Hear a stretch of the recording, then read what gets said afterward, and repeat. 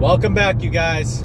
So I've had a lot of people ask me, Brandon, you talk about, cold calling and door knocking and all this stuff, and you're basically grinding 24/7, which is true. I've been drinking more energy drinks than I ever have been, and I should probably stop that. But here's the deal, you guys. When it comes to finding these people, that's what today's video is about. So if you're ready to take action, right? Like if you're like, okay, Brandon, I see the vision. I know what I want to do. I want to get, small multifamily. I want to get into these properties. But the first step is, how do I find the deal?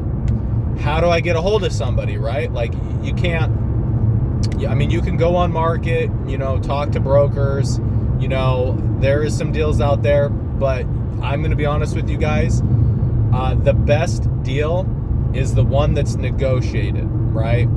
And real estate agents are professional real estate negotiators, right? And they have no real incentive to in fact, all of their incentive is to sell it for the highest price possible, right? Because that's directly affects their commission. So you're talking to somebody that is in direct, like it doesn't benefit them in any way to lower the price or to work with you or to negotiate on your behalf. In fact, they're actually paid by the opposition. So really the best thing, in my opinion, as a small-time real estate investor, landlord, flipper, is to negotiate directly with the owner. That is the best thing to do. And I'm not saying this because you can take advantage of them, or maybe they're going to be more reasonable. But I think that talking person to person, real estate investor to real estate investor, building rapport, telling them your plans and your visions and your hopes, you're just more likely to do business with somebody that like and trust, and that likes and trusts you, right? And the only way to do that is to talk to them, right? To get in front of their face. Having a third party, a real estate person being the mediator between you, it's just a business transaction, and that's not the best way to get a deal, especially if you're getting started, in my opinion. So how do you get a hold of these people? Well, I'm going to make it very, very simple for you guys. Very simple. Step one, you find the location or area that you want to buy a property. So it could be Portland, Oregon. It could be Gary, Indiana. It could be somewhere in New York. It could be Pensacola, Florida, wherever, right? Like this works anywhere. And you go to, so once you've established where you want to invest, which, I would encourage you, if you're just beginning, to invest in your backyard. Even if it seems impossible, I promise people are doing it. You can house hack. You can get into a 4-unit building where 3 other people pay your mortgage or help you pay for it. It is possible. Just because investing far away is difficult, you need boots on the ground. There's a whole other, and I'm not even an expert, right? It is possible. People do it all the time. But I feel like it's a little bit harder and more nerve-wracking to invest further away where you can't see it, you can't be really involved, you can't vet the tenants, you can't see the property on a daily basis. And for some people, they may love that idea, invest out of state. But for people who are a little bit more conservative, want to be a little bit more hands-on, want to do direct value add, I would encourage investing, no more than 30 minutes, no more than an hour away from you. Because I promise you're really going to hate those drives. But the first thing you want to do is establish your area. Step number two, you want to go to a title or escrow company. And basically their job, and you got to find someone who's willing to work with an investor. Not all of them will. But just tell them that, you're looking for a specific property. You're looking for a duplex. You're looking for a fourplex. You're looking for properties in this area. Give them a zip code. Give them like, oh, hey, I want, a non-owner occupied, 2 to 4 doors, owned free and clear, or owned for 20 plus years, right? That's the tired landlord thing. Basically you're just looking for someone who's willing to negotiate with you, right? Somebody that you think might be willing to sell, for whatever reason. Could be tired landlord, could be, could be they have a bunch of equity. Could be that one thing I actually just realized recently with commercial real estate is these people have 10 and 15-year loans. So they don't have 30-year fixed, which I knew that. But what that forces people to do within 10 to 15 years is they're forced to refi. And people who are forced to refi right now, when interest rates are 7, 8, 9%, they may not be wanting to do that. They may just want to sell and say, okay, hey, I can't make this thing work. The interest rates are too high. I just want to be done with it. Their cash flow is going to be cut in half, and you just need to find some way to make it happen, right?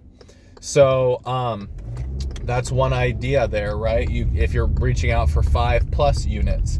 But if you're just looking for a 2 to 4 door, right, that's not a strategy, right? They're not going to be forced to refi because they're in a 30-year fix type of deal. But tired landlords, maybe the property's beat up, maybe it's in a rougher area. Maybe that's a reason why a landlord would be tired of tenants. Maybe the property is condition. Maybe you drove by it and it's in really rough shape. You can, get that person's address and, okay, who's the owner of that place? Who's the, how do I get a hold of that person, right? Well, that's the next question. Once you have a list of properties from a title or escrow company, could be a couple hundred, could be a couple thousand, right? The next thing you want to do is you want to either mail them, knock them, or call them, depending on what you feel most comfortable with. So if you hate knocking on doors and you're scared to be in front of somebody face to face, then don't do that strategy. If you don't want to spend thousands of dollars on mailing cards and letters and whatever, postcards to people, then don't do that.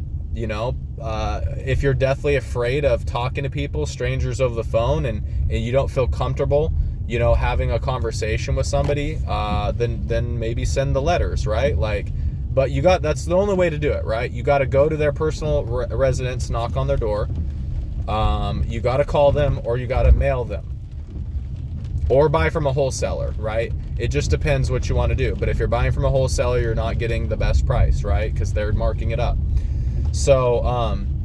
So really, when it comes down to it, you guys, you got to have one of those strategies. You got to do one or the other, right? You have 3 options. Pick one.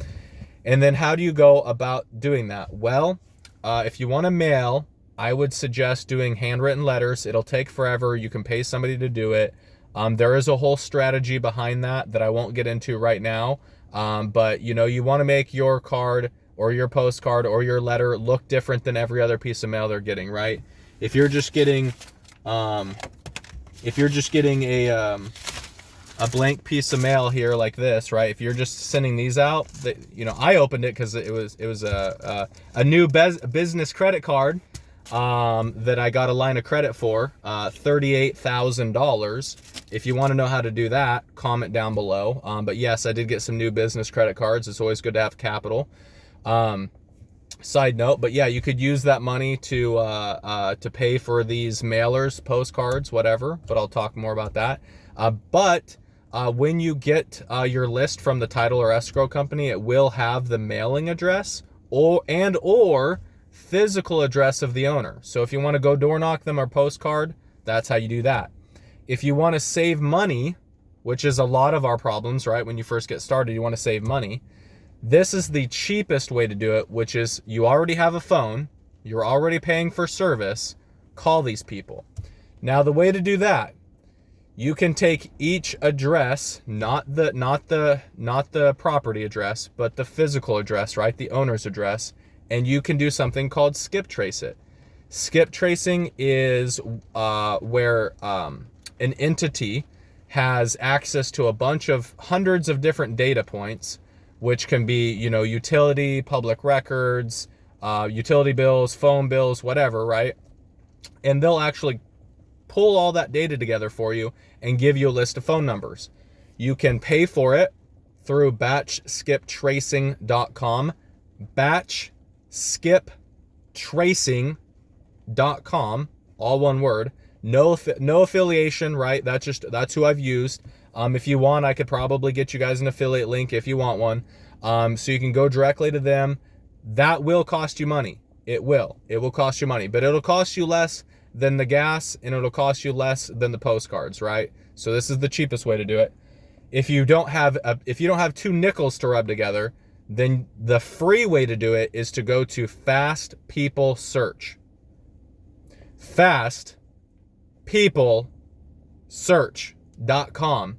And there you can individually, so batch skip tracing is you can do the entire list at once. It's very fast, very efficient. It'll cost you some money.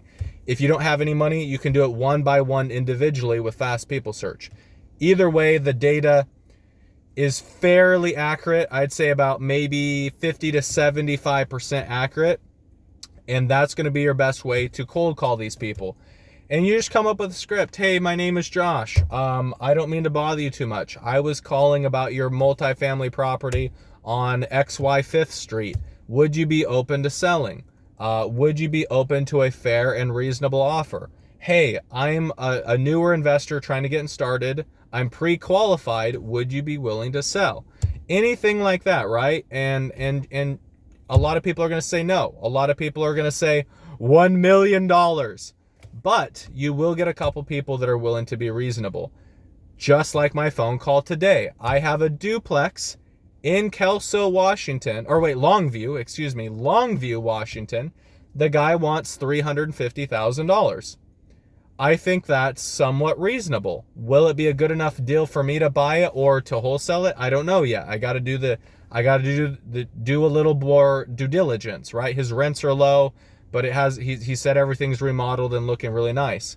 So I'll have to see if $350 is a good price. I've heard some people want $450 and $500. So I'm thinking it might be an all right price. If you're looking for a duplex in Longview, let me know. Comment down below. Other than that, you guys, that's all you need to do. Please watch The Wolf of Wall Street. This is the motto I live by. Pick up the phone and start dialing. If you don't know what I'm talking about, it's a reference in the movie. Go check it out. Peace.